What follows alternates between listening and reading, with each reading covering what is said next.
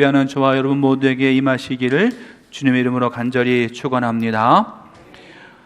어떤 한 율법교사가 예수님을 시험하고자 예수님께 질문을 했습니다. 선생님, 제가 무엇을 해야 영생을 얻을 수 있습니까? 예수님은 대답하십니다. 율법에 무엇이라고 기록되어 있느냐? 너는 그것을 어떻게 읽고 있느냐? 라고 예수님 되물으셨어요. 율법교사는요, 내 마음을 다하고 내 목숨을 다하고 내 힘을 다하고 내 뜻을 다해 주 내 하나님을 사랑하라고 했고, 또 내 이웃을 내 몸과 같이 사랑하라고 했습니다. 자신 있게 자신이 알고 있는 율법의 핵심을 정확하게 말했습니다. 예수님은 이 대답에 또 이렇게 말씀하셨어요. 내 대답이 옳다. 그러면 그대로 행해라. 그러면 너가 살 것이다. 예수님은요, 자신의 질문에 그 자신이 스스로 대답을 찾을 수 있도록 대답해 주셨습니다. 하지만 이 율법에 대해서는 자신만만했던 이 율법교사가 또 예수님께 이렇게 말해요. 자기가 옳다는 것을 드러내기 위해서 그러면 내 이웃이 누구입니까? 내가 사랑해야 되는 그 이웃은 누구입니까? 라고 물었어요. 예수님께서는 그 율법교사의 말에 일명 선한 사마리아인의 비유의 말씀을 해주시면서 이웃이란 누구인지에 대해서 가르쳐 주셨습니다. 그리고 그 비유의 말씀을 다 마치시고는 예수님께서 다시 이 율법교사에게 이렇게 물으셨습니다. 너의 생각에는 이 세 사람 중에 누가 강도 만난 자의 이웃이게 되겠느냐? 율법교사는 말합니다. 자비를 베푼 사람입니다.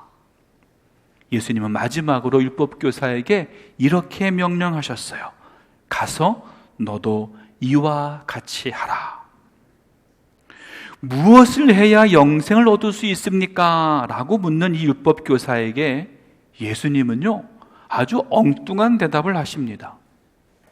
율법에 무엇이라 기록되었으며 내가 어떻게 읽느냐? 만약에 예수님께서 대답을 율법에 무엇이라 기록되었으며 너 이것을 잘 지키고 있느냐? 라고 예수님이 물으셨다면 아마 우리는 성경을 읽을 때 그렇게 어렵지 않게 그 성경을 읽어 나갈 수 있었을 거예요. 그런데 예수님은 이 율법교사에게 뭐라고 물으셨냐면 율법을 어떻게 읽느냐 하는 거예요. 즉 무슨 말이냐면 예수님은 이 율법교사에게 율법을 읽는 방법을 물으셨다는 거예요. 너는 율법을 어떻게 읽고 있느냐는 거예요. 자, 여러분, 책을 읽을 때는 여러 가지 방법이 있습니다. 그 첫 번째는요, 책을 소설 읽듯이 읽는 거예요. 여러분, 소설을 읽는 것은 흥미를 느끼기 위해서 소설을 읽습니다. 하지만 그거를 외운다거나 반복해서 읽거나 하지는 않는다는 거예요. 두 번째는 교과서를 읽듯이 책을 읽습니다. 시험을 앞두고 있고 그 과목을 공부해야 되면 여러 번 반복해서 읽습니다. 그리고 필요한 것은 외우려고 노력을 해요.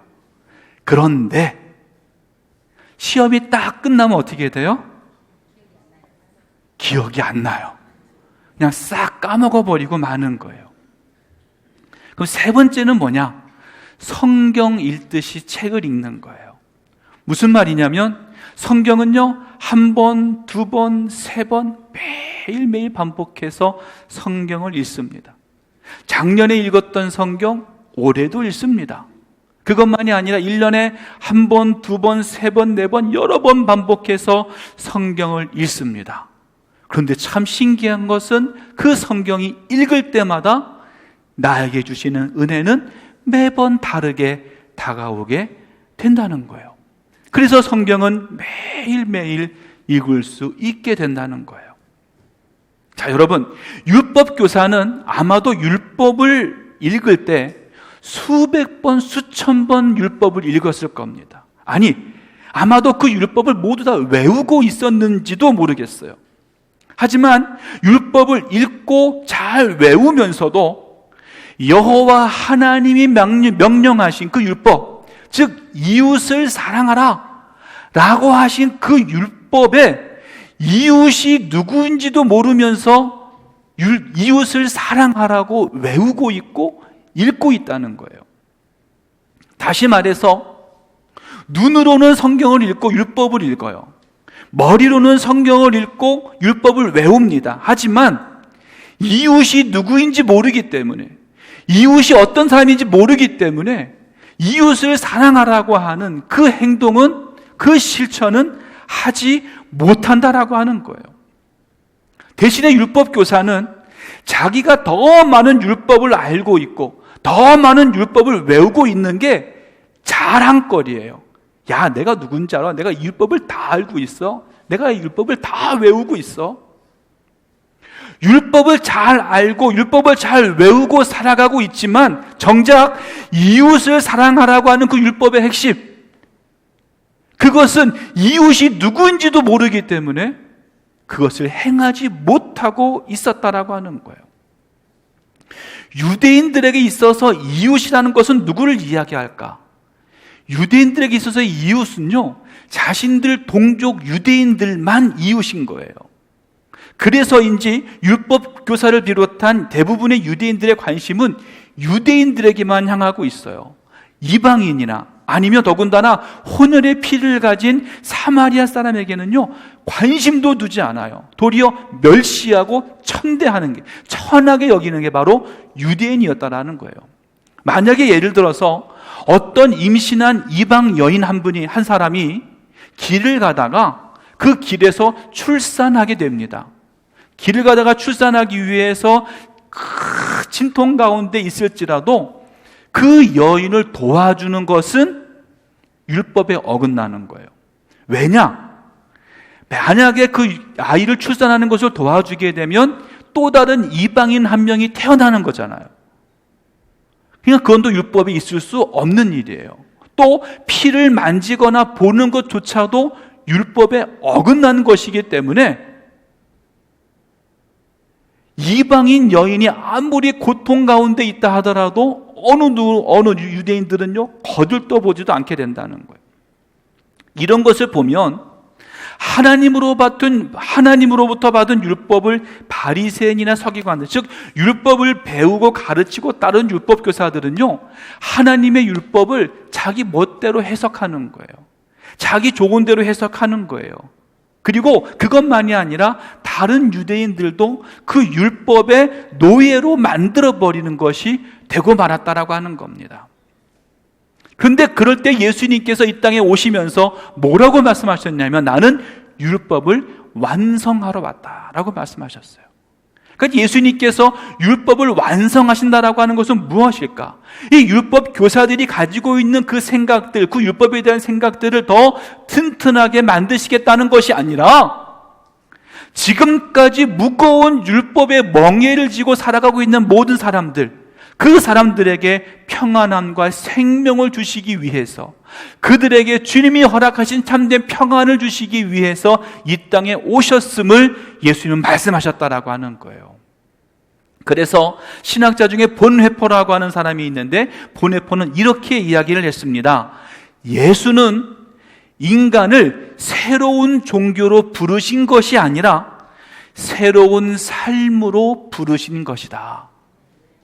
예수님께서 이 땅에 오신 것은 무엇인가 새롭게, 새로운 율법을 우리에게 주어서 새로운 종교로 우리를 부르신 것이 아니라 지금 우리들이 가지고 있는, 우리들이 알고 있고 우리들이 외우고 있는 그 율법, 그 모든 것들을 잘 완성해서 우리의 삶이 새로운 삶으로, 완성된 삶으로 살도록 우리를 인도하신다는 거예요. 그러기 위해서 예수님은 이 땅에 오셨다라고 하는 겁니다. 예수님이 원하시는 삶이고 예수님이 바라시는 삶이기 때문에 그것이 바로 하나님이 원하시는 삶이고 하나님이 뜻하시는 우리의 삶이 된다라고 하는 것입니다. 바로 하나님을 사랑하고 이웃을 사랑하는 삶이 되는 것입니다. 부디 오늘 예배하는 저와 여러분, 우리 모두는요, 율법에 기록된 대로 하나님을 사랑하고 나를 사랑하고 이웃을 사랑할 수 있기를 간절히 소원합니다. 그리고 그것이 바로 새로운 삶으로, 완성된 삶으로 우리를 인도하는 것임을 여러분 꼭 기억하시고 믿으시기를 간절히 바랍니다.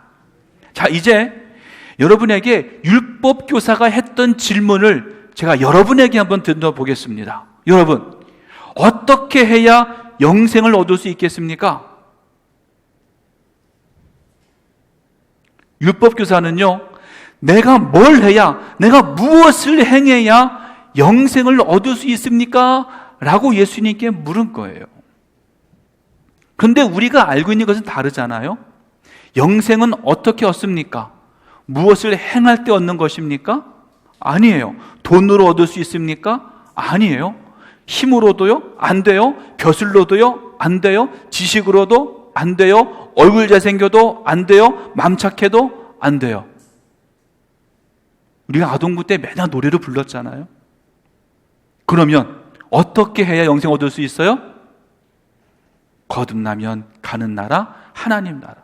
거듭날 때에 얻을 수 있는 것이 영생이라는 거예요. 믿음으로 거듭날 때에 얻을 수 있는 것이 바로 영생이라는 겁니다. 즉 영생은 우리가 어떻게 행동을 할 때에 얻을 수 있는 것이 아니라 믿음으로 거듭날 때 얻을 수 있는 게 바로 영생이라는 거예요. 그런데 이 진리를 이 율법교사는 알지 못했습니다. 어떤 행동으로 어떤 것을 행할 때에 영생을 얻을 수 있겠다라고 생각하고 있었다라고 하는 거예요. 그런데 예수님의 대답은 아주 의외입니다. 28절에 예수님이 뭐라고 대답하셨냐면 이렇게 대답하셨어요. 이를 행하라. 그러면 살리라. 뭐라고요? 이를 행하래요. 그러면 산대요. 우리가 아는 방법은, 우리가 아는 영생의 방법은 행하는 게 아니었어요. 믿음으로 거듭나는 것이었어요. 근데 예수님은 행하래요. 행하면 산대요. 모순되는 거 아니에요? 우리가 알고 있었던 그 진리와 예수님의 말씀이 모순되는 거 아닙니까? 여러분, 교회의 역사를 보면 종교개혁가 마틴 루터는요, 오직 믿음으로라고 하는 그 슬로건으로 종교개혁을 했습니다. 그리고 구원에 있어서 믿음이 중요하고 믿음으로 우리는 구원에 이른다 라고 강조했습니다. 그러다 보니 행함이라고 하는 것에, 실천이라고 하는 것에 대해서는 좀 소홀히 할 수밖에 없었어요. 그래서 성경 66권 중에 행함을 강조하고 있는 야고보서라고 하는 그 성경을 일명 지푸라기 성경, 즉 물에다가 띄워놓으면 둥둥 떠다니는 그런 성경, 가벼운 성경이다 이렇게 얘기해서 지푸라기 성경이다 이렇게 이야기할 정도였어요. 그러니까 많은 사람들은요, 믿음과 행함을 서로 구분지어서 믿음과 행함 중에 어느 게 더 중요하냐, 믿음이 중요하냐, 행함이 중요하냐, 이것 가지고요 서로 논쟁하고 다투고요 싸우는 경우도 있게 된다는 거예요. 하지만 오늘 본문의 말씀을 통해서 우리가 알 수 있는 진리가 하나 있습니다. 그래서 예수님께서 율법에 무엇이라고 기록되어져 있는지, 아니면 율법을 어떻게 읽어야 하는지 율법의 핵심을 정확하게 알고 있는 그 율법 교사에게 뭐라고 말했냐면, 내가 계명을 정확하게 알고 있으니, 그리고 정확하게 읽고 있으니 너는 영생을 얻었다 라고 말씀하신 게 아니었어요. 대신에 예수님께서는요, 율법 교사답이 끝나자마자 곧 이를 행하라. 그러면 살리라. 행하라. 그러면 살리라 했어요. 다시 말해서 율법에 무엇이 기록되어져 있는지, 율법을 어떻게 읽어야 하는지, 즉 율법의 핵심을 알고 있고 율법의 핵심을 머리로만 알고 있는 것, 이런 것은 소용이 없다는 거예요. 열심히 공부해서 율법에 무엇이 기록되어져 있는지, 아니면 열심히 공부해서 율법을 어떻게 읽어야 하는지 율법의 핵심을 잘 깨달았으면, 그리고 율법의 핵심을 알았으면 뭐 하라는 거예요? 율법대로 살라는 거예요. 아는 것, 배우는 것, 지식을 깨닫는 것 중요하지만 이것으로 충분한 것이 아니라 배우고 익히고 아는 것을 행할 때에 그것이 진짜가 된다라고 하는 거예요. 아는 것을 행하지 않고 배운 것을 행하지 않는다면 그것은 소용이 없다는 거예요. 그러니까 우리는 믿음 생활을 하면서 믿음이 중요하지 행함이 중요하냐, 믿음이냐 실천이냐, 이것 가지고 자꾸 싸우는 흔한 말로 신앙 분열증 환자가 돼서는 안 된다는 거예요. 믿음이 중요하냐 실천이 중요하냐 이것을 싸우는 사람은 어리석은 자가 되지 말아야 된다는 거예요. 우린 진정으로 마음과 목숨과 힘을 다해서 하나님을 사랑하고요, 나를 사랑하고요, 내 이웃을 내 자신과 같이 사랑할 때 그것이 진짜 이웃이고 좋은 이웃이 될 수 있다라고 하는 거예요. 여러분이 율법을 읽으셨으면, 여러분이 율법을 배우셨으면, 여러분이 율법을 알았으면 율법대로 살아야 된다는 거예요. 그것이 진짜라는 거예요. 자, 그럼 이제 진짜 질문을 던지겠습니다. 그러면 누가 이웃이 되겠느냐는 거예요. 누가 이웃이 되겠느냐? 어떤 사람이 예루살렘에서 여리고로 내려가다가, 아마 유대인일 거예요. 유대인이 예루살렘에서 여리고로 내려가다가 강도를 만나서 거의 죽게 됐습니다. 마침 한 제사장 한 명이 그 길로 지나가게 되면서 거의 죽어가는 사람을 보게 됩니다. 그런데 그냥 지나쳐 버리고 말았어요. 그리고 다음에 레위인 한 명이 또 지나가게 됩니다. 그도 그 거의 죽어가는 사람을 보고는 피해서 지나치고 말았어요. 자, 여러분, 그렇다면 제사장이나 레위인이 거의 죽어가는 사람을 피하고 그냥 지나가 버린 이유가 바로 뭘까? 그 이유는, 그 해답은요, 율법에 있어요. 레위기서 21장 1절에 이렇게 말씀을 기록하고 있습니다. 아론의 아들들 곧 제사장들에게 이렇게 전하여라. 제사장은 시체를 만져서 스스로를 부정하게 하지 마라. 시체를 만지는 것, 죽은 사람을 만지는 것은 나를 부정하게 하는 거래요. 또 이렇게 말했습니다. 민수기 19장 11절에 뭐라고 말씀했냐면, 누구든지 시체에 닿은 사람은 7일 동안 부정할 것이다. 그러니까 시체를 만지거나 혹시 지나가다가 이렇게 스쳐 지나간 사람도 7일 동안 부정해진다는 거예요. 또 13절에 뭐라고 말씀하고 있냐면, 누구든지 시체에 닿는 사람은 부정하니 그가 부정한 채로 여호와의 성막에 가면 그 장막도 부정해질 것이다. 무슨 말이냐면요, 제사장이 길을 가다가 거의 죽어가는 사람을 돌봐주다가 혹시라도 그가 죽으면 어떻게 돼요? 그 제사장은 부정하게 돼요. 며칠 동안, 7일 동안. 그러면 이 제사장은 뭘 해야 돼요? 성전에 가서 제사를 지내고 예배를 인도해야 되는데 7일 동안 할 수가 없잖아요. 그럼 제사장이 제대로 일을 못할 거 아니에요. 그러니까 제사장은 생각한 거예요. 아, 내가 혹시 가다가 사람 만지면, 죽으면 내가 부정하게 되니 누군가 할겠지. 나는 안 해도 돼. 나는 다른 할 일이 있어. 나에게 맡겨진 일이 있어. 이것은 제사장만이 아니라 레위인도 마찬가지예요. 성전에서 일해야 되는, 성전에서 제사를 돕는 일을 했던 레위인도 마찬가지였다는 거예요. 부정한 사람이 성전에 가면 그것도 부정하게 되니까 부정하지 않게 하기 위해서 그를 스쳐 지나가, 그냥 지나쳐 버리고 말았다는 겁니다. 그러니까 여러분, 제가 이 말씀을 드리는 것은요, 우리는요 함부로 이 제사장이나 레위인에 손가락질하거나 정죄하지 말아야 된다는 거예요. 그들은 그들 나름대로의 맡겨진 상황 속에서 맡겨진 사역을 감당하기 위해서 그렇게밖에 할 수밖에 없었던 그 이유가 있었다는 거예요. 하지만 그렇다고 해서 제사장이나 레위인이 했던 그 행동이 정당화되지는 않습니다. 왜냐하면 예수님께서 이 비유의 말씀을 마치시고 율법교사에게 물으시죠. 이 세 사람 중에 누가 강도 만난 자의 이웃이 되겠느냐? 그때 율법교사가 대답을 합니다. 자비를 베푼 자입니다. 이것으로 봐서 예수님도 마찬가지였고 그 율법교사도 마찬가지였어요.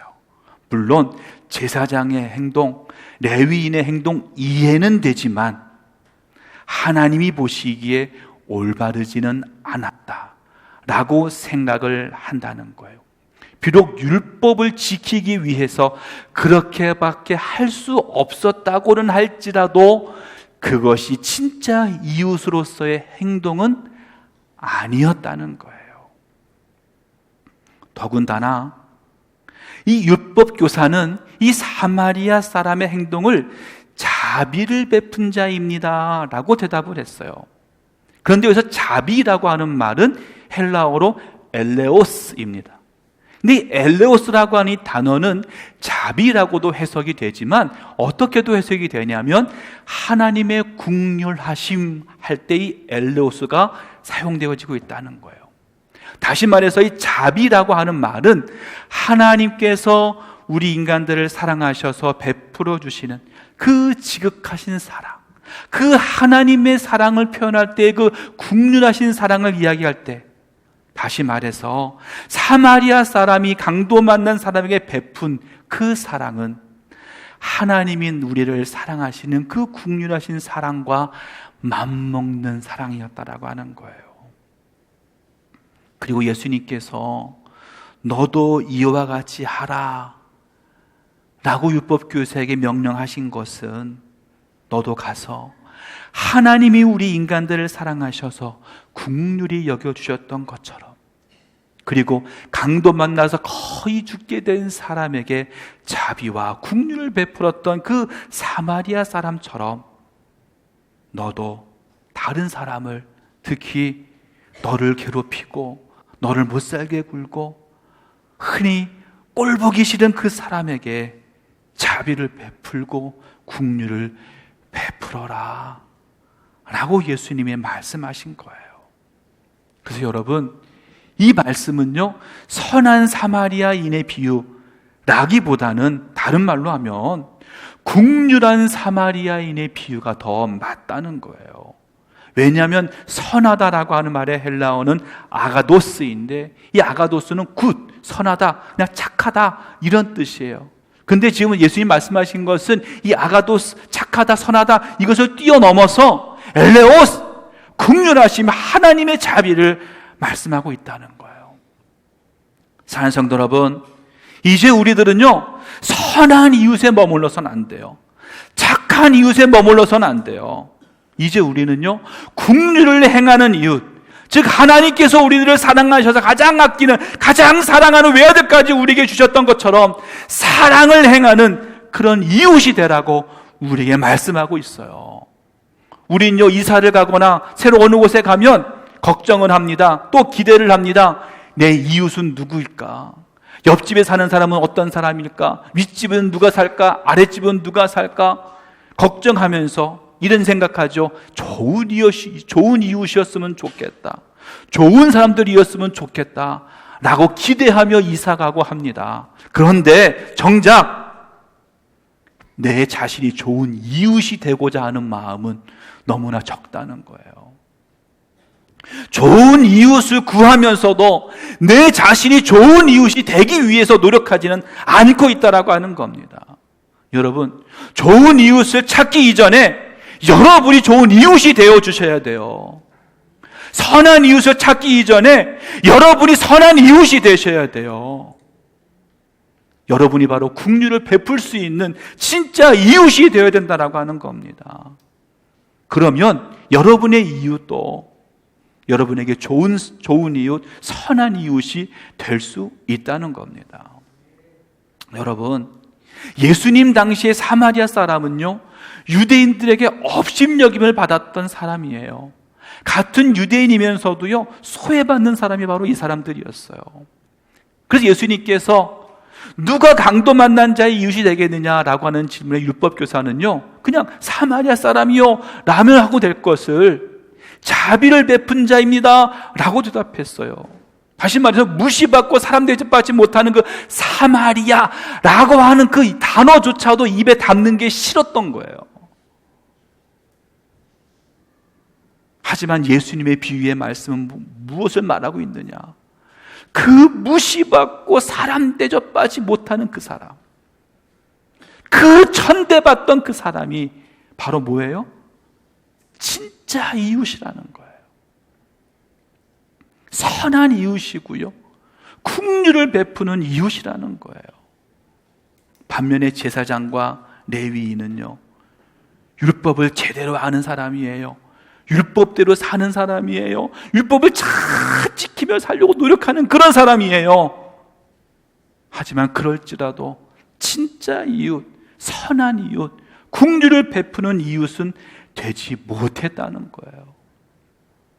그러니까 예수님께서 너도 이와 같이 하라라고 말씀하신 것은 율법을 아는 것, 지키는 것 다 중요한데 그것보다 뭐예요? 율법대로 살라는 거예요. 하나님이 주신 그 율법대로 제대로 살아야 된다라고 하는 거예요. 여러분, 이 시대에는요, 강도 만난 사람을 우리가 찾아가야 돼요. 그리고 십자가의 희생의 사랑과 보살핌으로 우리들 자신이, 내 자신이 좋은 이웃이 되어야 되고 선한 이웃이 되어야 되고 긍휼을 베푸는 이웃이 될 수 있어야 된다는 거예요. 입으로만 떠드는 율법학자들, 율법에 얽매여서 율법에만 관심을 갖고 세상에 소외받는 사람들, 어려움 속에 있는 사람들은 나 몰라라 하고 그냥 나만 제대로 하면 되지 뭐, 나만 제대로 하면 돼.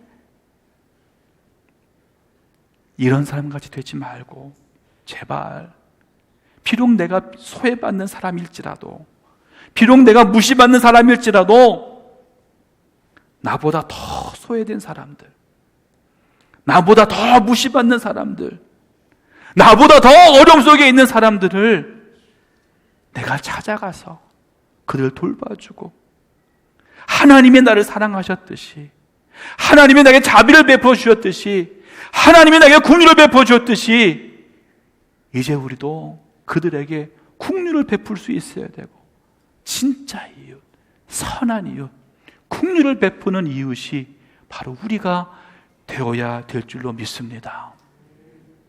바라기는요, 우리 해오른 교회가 그런 교회가 되기를 바라요. 우리 교회만 잘 먹고 잘 사는 교회가 아니라 많은 사람들을 직접 찾아가지고 그 사람들에게 주님의 사랑을 전하고 그들에게 그리스도의 희생을 전하고 그리스도의 말씀을 전할 수 있는 그런 해오른 교회, 또 그런 해오른 교회에 속해 있는 모든 성도, 우리 모두가 되길 바랍니다.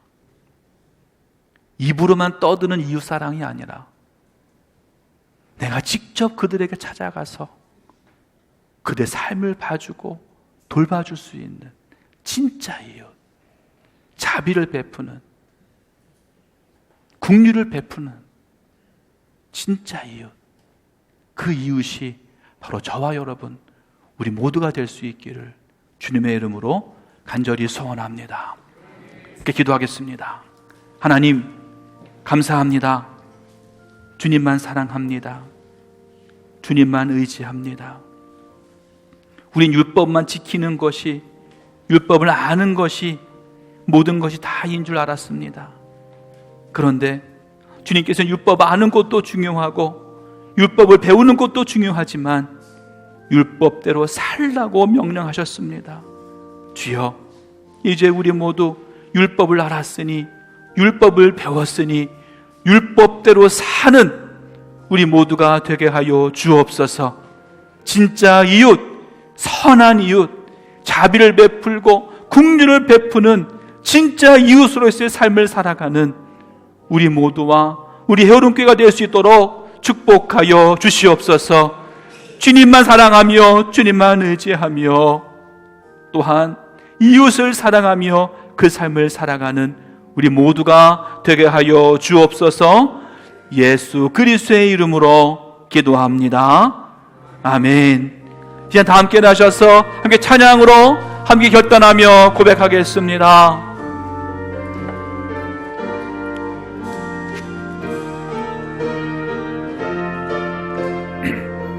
주 안에 우린 하나,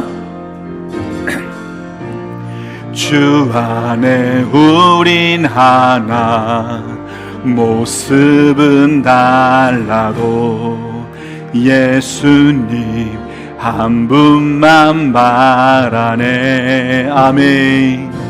사랑과 선행으로 서로를 격려해 따스함으로 보듬어 가리. 주님 우리 안에 함께 하시니 형제 자매의 기쁨과 슬픔 느끼네.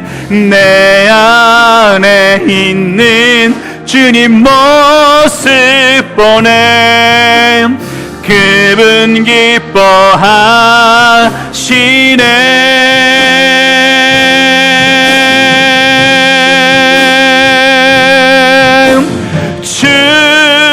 주님을 통해 계획하시니 부족한 입술로 찬양하게 하시니.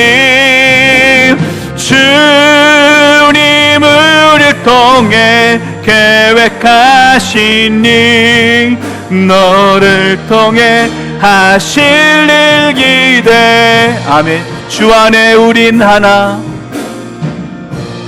주 안에 우린 하나, 모습은 달라도 예수님 한 분만 바라네.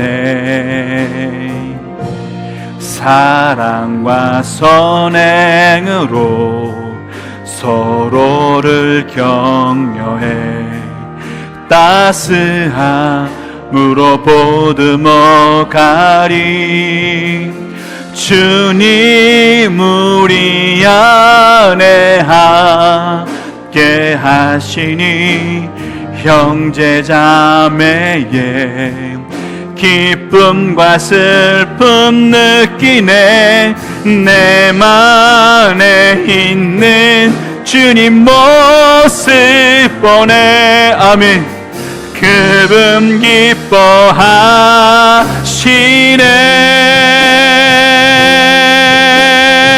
아멘. 주님 우리를 통해 계획하시니 주님을 통해 계획하시니 부족한 입술로 찬양하게 하시니. 주님을 통해 계획하시니 너를 통해 하실 일. 아멘. 주님 우리를 통해 계획하시니 주님을 통해 계획하시니 부족한 입술로 찬양하게 하시니. 주님을 통해 계획하시니 너를 통해. 한 번 더 고백합니다. 주님 우리를 통해 계획하시니 주님 우리를 통해 계획하시. 부족한 입술로 찬양하게 하시니 찬양하게 하. 주님 우리를 통해 계획하시니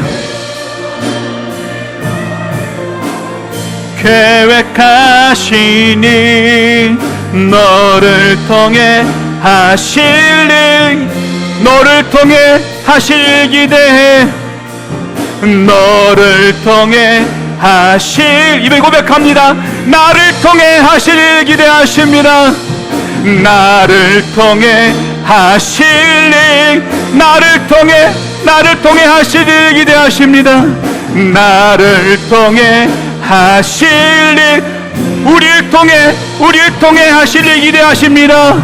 우리를 통해 하실 일 우리를 통해 하실 일 기대하십니다. 우리를 통해 하실 일 기대해.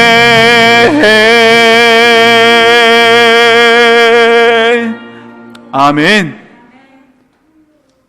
이제는 우리를 너무나 사랑하셔서 그 십자가의 고통과 죽음까지도 아끼지 아니하시고 우리에게 베풀어 주신 예수 그리스도의 은혜와 이 세상을 너무나 사랑하셔서 그 크신 사랑을, 그 지극하신 사랑을 우리에게 한없이 부어주시는 하나님의 사랑하심과 내 생각, 내 마음, 내 모든 곳 함께 계셔서 가장 바른 길, 가장 옳은 길, 가장 선한 길로 인도해 주시는 성령의 교통하심이 오직 주님이 명령하신 그대로, 주님의 뜻하신 그대로, 주님의 계획하신 그대로 순종하며 나아가기를 원하고 오직 선한 이웃으로, 좋은 이웃으로, 긍휼을 베푸는, 자비를 베푸는 이웃으로 살기를 원하는, 또한 그렇게 살기를 다짐하는 모든 성도님들 머리머리 위에와 그들의 가정과 그들 속한 모든 곳 위에 영원히 함께 하시길 간절히 축원하옵나이다. 아멘.